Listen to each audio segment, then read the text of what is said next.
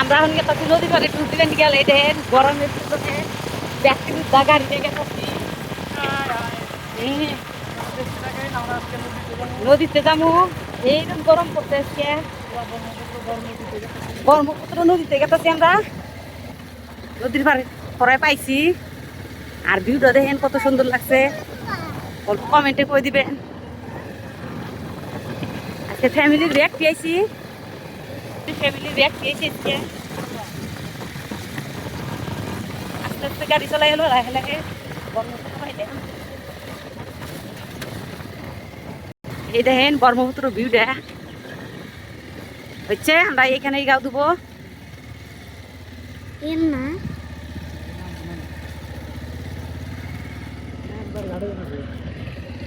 তাহলে আমাকে নামাই দেয় ওই বালু দিয়ে